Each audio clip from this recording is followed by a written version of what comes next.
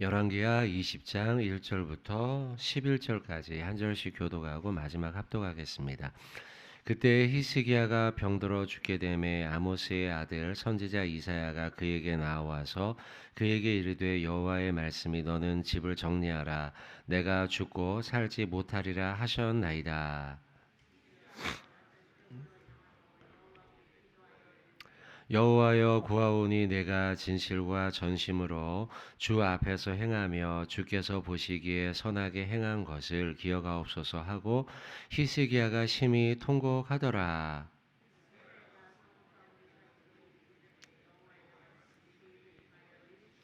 너는 돌아가서 내 백성의 주권자 히스기야에게 이르기를 왕의 조상 다윗의 하나님 여호와의 말씀이 내가 내 기도를 들었고 내 눈물을 보았노라. 내가 너를 낫게 하리니 내가 3일 만에 여호와의 성전에 올라가겠고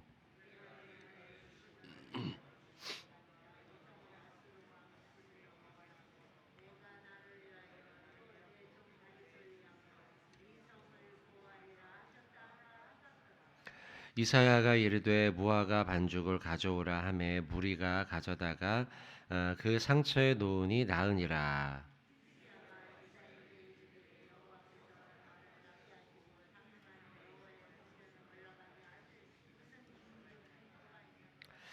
이사야가 이르되 여호와께서 하신 말씀을 응하게 하실 때에 대하여 여호와께로부터 왕에게 한 징표가 이 말이이다. 해 그림자가 10도를 나아갈 것이니까 혹 10도를 물러갈 것이니까 하니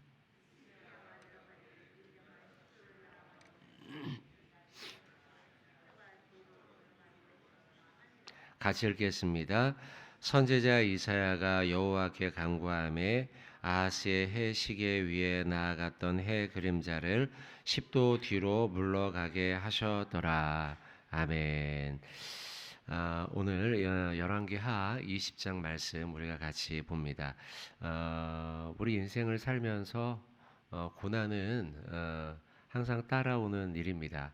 기쁜 일도 있지만 때때로 고난과 어려움이 찾아올 때가 있습니다. 성경에 나오는 많은 인물들도 하나님 안에 살아가고 하나님의 뜻을 구하며 그렇게 살아갔지만 그 속에서도 고난과 어려움들이 그들의 인생 가운데 찾아왔습니다. 오늘 본문의 히스기야도 마찬가지입니다. 히스기야 역시도 하나님 앞에 신실한 종이었습니다. 그럼에도 불구하고 그 앞에 고난과 어려움이 찾아왔습니다.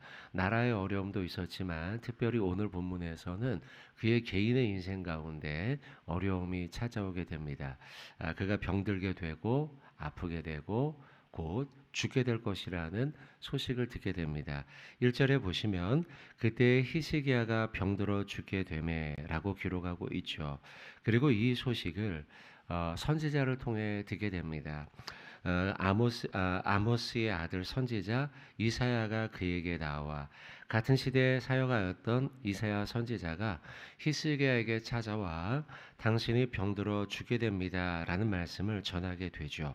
1절 하반절에 이르되 여호와의 말씀이 너는 집을 정리하라 내가 죽고 살지 못하리라 하셨나이다 라고 하나님의 말씀을 전하게 됩니다. 참 전하는 자나 듣는 자나 참 무거운 소식입니다. 이사야 선지자 입장에서 이 말을 가서 전한다는 것은 얼마나 부담스러운 일이었겠습니까? 보통의 사람에게도 전하는 것이 부담스러운 일인데 더구나 한 나라를 다스리며 하나님의 통치를 이끌어 가야 할 왕에게 이 소식을 전해야 합니다. 듣는 사람도 마찬가지입니다. 얼마나 부담스럽고 또 근심되고 걱정되는 이야기겠습니까? 언젠가 아는 한 목사님이 가까이 지내는 목사님이었는데요. 본인이 아주 중한 병에 걸려 이제 수술을 하러 가야 되고 또 수술을 하는 경우에 치료되는 경우가 절반은 되지만 절반은 치료받지 못하고 오게 되는 질병이었습니다. 한 사실 지금 들어가 있어요. 지난주에 들어갔는데요. 근데 들어가기 전에 가까이 교제하다 보니 초대를 했습니다. 초대를 해서 지지난주에 초대를 해서 그래서 이야기를 하는데 이렇게 이야기를 합니다. 당연히 나을 거라고 믿는데 절반은 의사들이 못 돌아온다고 하니까 혹시 우리 아내와 우리 아이들을 부탁한다 이런 이야기를 하는데 그 말이 너무나 비장하게 들렸습니다. 그래서 저희의 마음도 많이 무거웠는데요. 아마 이사야 또한 그리고 또 히스기야 왕 또한 그랬겠죠. 여기 표현이 그렇게 나오지 않습니까? 여호와의 말씀이 너는 집을 정리하라라는 이야기입니다. 집을 정리하라는 이야기를 들을 때 자식과 또 아내와 또 나라와 이 모든 것들을 정리해야 되는 히스기야의 마음이 얼마나 무거웠겠는가라는 생각을 해보게 됩니다. 2절의 말씀에 그러자 히스기야가 이렇게 행동을 합니다. 낯을 벽으로 향하고 여호와께 기도하여 이르기를 여호와여 구합니다. 여호와여 구합니다. 전심으로 구합니다. 도와주세요라고 기도를 한 것입니다. 이 기도의 과정 속에 2절의 표현이 눈에 들어옵니다. 낯을 벽으로 향하여 여호와께 기도했다는 거예요. 이 말씀의 의미는 몇 가지 의미가 있을 것입니다. 첫째, 그 현장에서 바로 기도했다는 것입니다. 이사야를 만나고 이사야가 돌아갔죠. 그리고 자기가 있던 방에서 다른 데 찾아가지 않았어요. 기도원을 찾아간 것도 아니고요. 예배당으로 간 것도 아니에요. 심지어요. 바로 그 자리에서 기도했습니다. 내가 있던 그 자리에서 벽을 향해 그러니까 굉장히 긴급하게 간절하게 기도했다는 거예요. 자기가 살고 있던 일상의 장소에서 벽을 향해서 하나님 앞에 바로 매달려서 긴급한 기도를 올려드렸다는 의미가 여기에 담겨 있겠죠. 또한 이 기도는 낯을 벽으로 향한 이 기도는 바로 사람을 물리치고 그죠? 사람이 있는 자리가 아닌 사람을 물리치고 벽을 향했다는 것이니까요. 사람을 물리치고 하나님과 독대하는 기도였다는 것입니다. 예수님께서도 이런 기도를 합니다. 예수님께서 이 땅에 오셨을 때에 굉장히 바쁘고 굉장히 많은 일들을 처리하는 가운데에서도 새벽에 사람들을 물리치고 홀로 하나님 아버지와 독대하며 기도하지 않았습니까? 그렇게 사람을 물리친 기도, 사람과 교제하지 않고 사람을 만나지 않고 오직 하나님 아버지만 만났던 예수님처럼 히스기야도 사람을 물리치고 벽을 향했다는 것은 그런 의미죠. 그런 의미의 기도가 있습니다. 3절에 또한 이런 표현이 나옵니다. 쭉 기록하다가 마지막에 히스기야가 심히 통곡했다라는 기도입니다. 눈물을 흘리고 마음을 쏟고 하나님 앞에 그렇게 통곡하며 기도하죠. 사무엘 상에도 보면 한나가 그렇게 기도하지 않습니까? 옆에서 보던 엘리 제사장이 당신 술 취한 것 아닙니까? 라고 말할 정도로 눈물을 흘리며 한나가 기도했죠. 그때 하나님이 응답하셨죠. 그런 것처럼 오늘 본문의 히스기야 역시도 낯을 벽으로 향하여 심히 통곡함으로 하나님 앞에 기도했다는 것입니다. 여러분은 언제 이런 기도를 했습니까? 낯을 벽으로 향해서 사람을 물리치고 문제가 생겼을 때 바로 하나님 앞에 나와 기도하고 벽을 향해 그리고 하나님 앞에 통곡으로 이렇게 기도한 적이 언제입니까? 우리는 이런 기도를 연습해야 되고 훈련해야겠죠. 이런 기도가 우리의 삶에 점점점 식어져 갈 게 아니라 점점점 반복되어 가는 것이 맞죠. 마태복음 6장 6절에는 이렇게 기록하고 있습니다. 너는 기도할 때 내 골방에 들어가 문을 닫고 은밀한 중에 계신 내 아버지께 기도하라. 은밀한 중에 보시는 내 아버지께서 갚으시리라. 할렐루야. 하나님이 이렇게 기도하는 우리들에게 외면치 않으시고 응답하신다 말씀합니다. 기도할 때 골방에 들어가 벽을 향해 기도하는 것이죠. 사람을 물리치는 기도죠. 그리고 은밀한 중에 계신 너의 아버지께 간절히 기도하라는 거예요. 그럴 때 은밀한 중에 보시는 아버지께서 우리의 기도에 응답하신다라는 것입니다. 오늘도 여러분 그렇게 기도하고 돌아가길 바라겠습니다. 자, 그렇게 기도할 때 하나님은 어떻게 응답하실까요? 하나님 역시도요 그냥 있으시지 않으십니다. 4절의 말씀을 보실까요?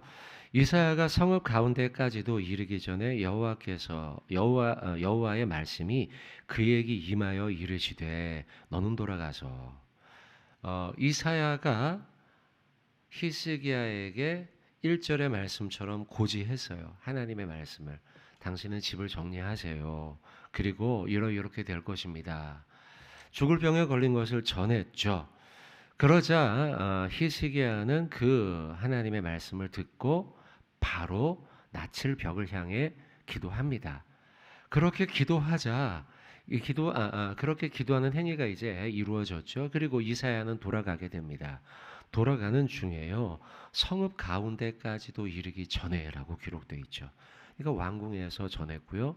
왕궁에서 돌아가서 이제 왕궁에 나와서요. 돌아가서 자신의 거처로 돌아갈 것 아닙니까? 근데 그 사이에 히스기야가 기도한 거예요.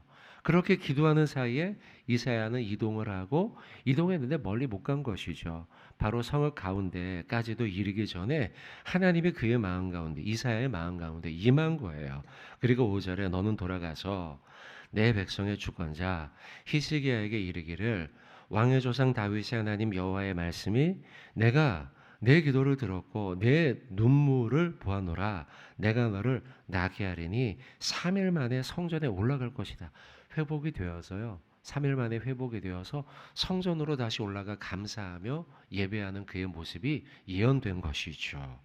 바로 즉각적으로 응답하신 하나님의 응답이 나옵니다. 여러분, 우리도 이런 응답 소망하지 않습니까?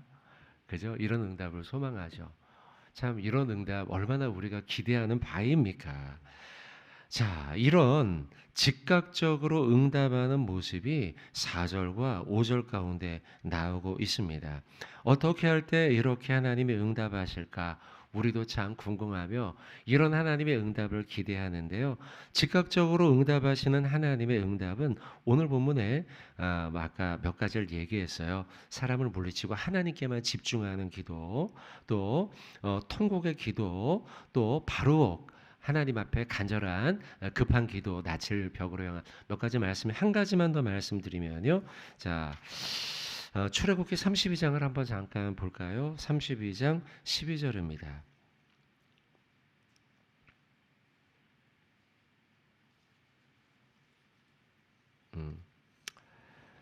출애굽기 32장 12절부터 14절입니다.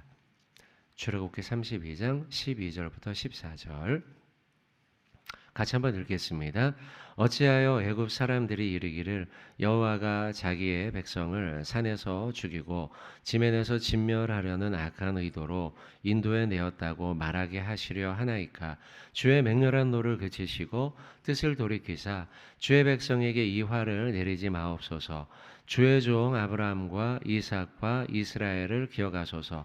주께서 그들을 위하여 주를 가리켜 맹세하여 이르기를 내가 너희의 자손을 하늘의 별처럼 많게 하고 내가 허락한 이 온 땅을 너희의 자손에게 주어 영원한 기업이 되게 하리라 하셨나이다. 여호와께서 뜻을 돌이키사 말씀하신 화를 그 백성에게 내리지 아니하리. 아멘. 자, 12절부터 14절을 봤는데요. 어떤 맥락이냐면 금송아지 사건으로 인해서 하나님께서 이스라엘에 심판을 내리겠다 하였습니다. 이때 모세 역시도 히스기야처럼 즉각적으로 기도합니다. 낯을 벽으로 향한 것처럼 하나님 앞에 기도합니다. 아주 긴급한 기도였죠. 하나님의 심판이 임하니까요. 하나님 심판을 내리지 말아주세요. 라고 기도한 것이죠. 아마 한나가 그랬던 것처럼 히스기야가 그랬던 것처럼 통곡하며 기도했을 겁니다. 근데 여기 한 가지가 더 있어요. 한 가지가 더 있는 건 뭐냐면 13절이에요. 13절에 어떤 기도를 했느냐라고 하면 말씀을 붙들고 하나님의 약속의 말씀을 붙들고 기도했다는 사실이죠. 13절에 보면 주의 종 아브라함과 이삭과 이스라엘을 기억하소서. 주께서 그들을 위하여 주를 가리켜 맹세하여 이르기를 내가 너희의 자손을 이렇게 하겠다. 하나님이 이렇게 말씀하시지 않았습니까? 라고 하는 하나님의 말씀을 붙잡고 기도했다는 거예요. 말씀, 약속의 말씀을 붙들고 우리가 기도해야 돼요. 우리가 기도할 때 여러분들 우리의 사람의 소원을 기도하죠. 그러나요, 우리로부터 시작된 기도가 아닌 하나님의 말씀, 약속의 말씀, 하나님이 우리에게 이렇게 약속하시지 않았어요 라고 지금 모세가 기도하고 있는 거예요. 그렇게 기도하자마자 14절을 보세요. 어떻게 합니까? 하나님이요, 여호와께서 뜻을 바로 돌이키세요. 원래는 심판을 내리기로 했지만 하나님의 약속의 말씀을 붙들고 오늘 히스기야처럼 지각적으로 통곡하며 사람을 물리치고 하나님과 독대하며 기도하자, 말씀 붙들고 기도하자 하나님이 그의 기도에 응답하시며 심판을 돌이키셨다는 것이죠. 오늘도 마찬가지죠. 히스기야도 하나님 앞에 그렇게 간절하게 기도하자 하나님이 그의 뜻을 돌이켜 그의 심판, 죽음, 질병을 고치시고 즉각적으로 응답하시더라는 거예요. 자, 그러고 난 다음 몇 가지 또 중요한 사건이 한 가지가 더 나옵니다. 8절이죠. 8절에 보면 히스기야가 이사야에게 이르되 여호와께서 나를 낫게 하시고 3일 만에 성전에 올라가게 하실 무슨 징표가 있습니까? 라고 징표를 구합니다. 이때도 하나님은요, 마음을 너그럽게 하시죠. 그래서 징표를 구하는, 이미 낫게 하실 하나님의 뜻이 선포되지 않았습니까? 그러면 그냥 믿으면 좋은데요, 여기 한 가지 더 구했다는 거예요. 하나님 진짜예요? 진짜예요? 진짜예요? 묻는 거죠. 이렇게 징표를 구할 때 야, 너 왜 못 믿니? 라고 하지 않고요, 하나님이 징표를 구하는 히스기야에게도요 또 응답하세요. 그래? 그러면 내가 징표도 보여주마. 이왕 마음 쓴 거 통 넓게 쓰마. 너그럽고 자비로운 하나님의 모습이 나온다는 거예요. 사실 인간은요, 이렇게 나약해요. 하나님이 약속하셨음에도 불구하고 우리 못 믿을 때 많이 있죠. 그죠? 못 믿을 때가 많이 있어요. 그런데 그때에도 하나님은 또 구하면 하나님이 응답하시는 모습, 너그러운 모습이 나온다는 거죠. 인간의 연약함 속에 하나님은 그 연약함을 충분히 이해하고 이 땅의 어떤 너그러운 사람들보다 더 너그러운 아버지 하나님으로 우리를 관대하게 대하시죠. 실제로 사사기에서도요, 기도원이 그러잖아요. 하나님이 나를 부른 거, 나를 사사로 부른 거 나는 못 믿겠어요. 그러니까 징표로 보여줘. 그러죠. 그죠? 그래서 막 이 양털 뭉치에 막 이 이슬이 내리는 거 내렸어요. 손뭉치에 내렸어요. 내렸는데 하나님, 나 이거 가지고는 안 되겠어. 거꾸로 해주세요. 이렇게 하지 않습니까? 땅에다가 내리게 하는 거예요. 막 이런 것들을 하죠. 그런데 하나님이 야, 너 도대체 왜 못 믿냐? 이렇게 안 하고 그래, 내가 너그럽게 다 받아주죠. 이게 하나님의 모습이. 그러니 여러분들, 우리가 어떻게 신앙생활을 해야겠는가? 그 너그러우신 하나님 앞에 나아가서 자꾸 또 구하고 또 구하고 또 구하고, 하나님은요 우리를 귀찮다 하지 않으시고 너그럽게 응답하시는 분이에요. 자, 오늘 말씀은 기도하고 응답하시고 징표를 구하고 그 징표를 보여주시고 응답하시는 하나님의 모습이 나오고 있습니다. 자, 오늘 말씀 마무리하면서 성경 구절 한 절 마지막으로 찾도록 하겠습니다. 빌립보서 4장 6절로 7절 말씀입니다. 기도하고 기도에 응답하시는 하나님, 말씀 요 구절로 우리 마무리하도록 하겠습니다. 빌립보서 4장 6절로 7절입니다. 같이 우리 두 구절 봉독하도록 하겠습니다. 아무것도 염려하지 말고 다만 모든 일에 기도와 간구로 너희 구할 것을 감사함으로 하나님께 아뢰라. 그리하면 모든 지각에 뛰어난 하나님의 평강이 그리스도 예수 안에서 너희 마음과 생각을 지키시리라. 아멘. 우리 한 번 더 봉독하겠습니다. 아무것도 염려하지 말고 다만 모든 일에 기도와 간구로 너희 구할 것을 감사함으로 하나님께 아뢰라. 그리하면 모든 지각에 뛰어난 하나님의 평강이 그리스도 예수 안에서 너희 마음과 생각을 지키시리라. 아멘. 6절의 말씀처럼요, 오늘 아마 여러분 기도할 때 아무것도 염려하지 말고 모든 일에 기도와 간구로 하나님 앞에 간구하는 저와 여러분 되기를 바라겠습니다. 하나님은 어떤 분이십니까? 또 구하고 또 징표를 구하고, 그러나 하나님은 귀찮다 않으시고 우리의 모든 기도를 들으시고 응답하는 아버지 하나님인 줄로 믿습니다. 여러분들 그렇게 하나님 앞에 구하고 응답받고 돌아가는 복된 이 시간 되길 주님의 이름으로 축원을 드립니다.